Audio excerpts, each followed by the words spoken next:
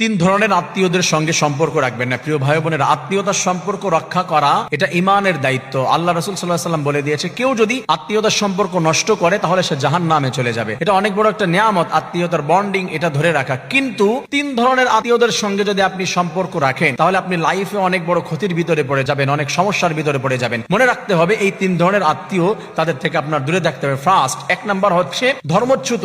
যেই আত্মীয় ধর্ম থেকে সরে গিয়েছে সেই আত্মীয়দের সাথে আপনি সম্পর্ক রাখবেন না। যারা শিরকের সাথে জড়িত রয়েছে, তারা হচ্ছে সরাসরি পাপাচারের ভিতরে জড়িত রয়েছে, তারা হচ্ছে মূর্তি পূজার ভিতরে জড়িত রয়েছে, অনেকের আত্মীয় স্বজন অনেকে তারা হচ্ছে অপরাধের সাথে জড়িত। আপনি যদি ওই আত্মীয়দের সাথে সম্পর্ক না রাখেন আপনার কোনো ক্ষতি হবে না, আপনার কোনো আল্লাহ তাআলার পক্ষ থেকে আযাব গজব আসবে না। কারণ এদের থেকে সম্পর্ক ডিসকানেক্ট করা, সম্পর্ক নষ্ট করাই হচ্ছে ইমানের দায়িত্ব। যদিও আল্লাহ তাআলা বলেছেন সম্পর্ক ধরে রাখতে হবে, কিন্তু আত্মীয়তার সম্পর্ক আপনি সরিয়ে ফেলবেন তাদের থেকে যারা হচ্ছে ধর্ম থেকে সরে গিয়েছে।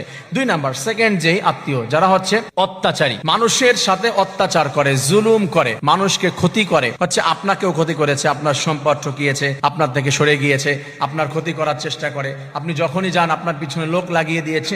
এই ধরনের আত্মীয়দের সাথে যদি সম্পর্ক আপনি রাখেন তাহলে হচ্ছে আপনি বড় সমস্যার ভিতরে পড়ে যাবেন, আপনার ক্ষতি করার চেষ্টা করবে, আপনাকে অনেক সময় বিপদের ভিতরে ফেলে দেওয়ার চেষ্টা করবে। প্রকাশ্যে যদি সরাসরি আপনার সাথে এই কাজগুলো করে তাহলে আপনি দূরে থাকবেন, নিজেকে দূরে সরিয়ে রাখার চেষ্টা করবেন, কারণ হচ্ছে আপনাকে সে ক্ষতি করার চেষ্টা করবে। তিন নাম্বার, থার্ড, যেই আত্মীয় রয়েছে প্রকাশ্যে পাপাচারের ভিতরে লিপ্ত।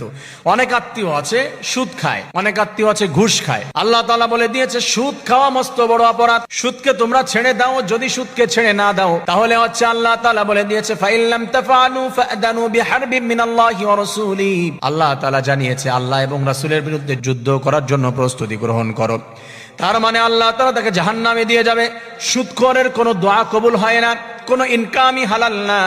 ওই সুদের মাধ্যমে যত ইনকাম করবে, যা করবে, সব তাকে জাহান্নামের দিকে টেনে নিয়ে যাবে। এই আত্মীয়র সঙ্গে যদি সম্পর্ক রাখেন, তার বাড়ি খান, তার সম্পদ নেন, সেইটাও আপনার জাহান্নামে যাওয়ার কারণ হয়ে তার সাথে যতটুকু আপনি পারেন দূরে থাকার চেষ্টা করবেন। আল্লাহ তাআলা সবাইকে সুদ থেকে দূরে থাকার তৌফিক দান করেন, আমিন। আমার প্রিয় ভাই বোনেরা, এইখান থেকে এই আত্মীয়দের, তিন ধরনের আত্মীয় থেকে আমরা দূরে থাকার চেষ্টা করব। আল্লাহ তাআলা আমাদেরকে মুক্ত থাকার তৌফিক দান করেন, আমিন।